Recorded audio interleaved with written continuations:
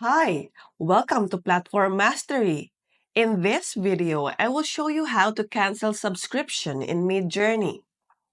Once you are logged in your Midjourney account, hover your mouse here and click on Manage Subscription. We can see here our active subscription plan,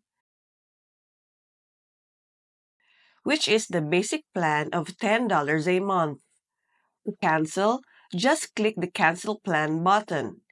Choose here if you want to cancel at the end of the subscription or cancel immediately. And then click on Confirm Cancellation. And that's it. For more videos like this, hit the subscribe button and click the notification bell so that you get notified for our new uploaded videos. See you next time!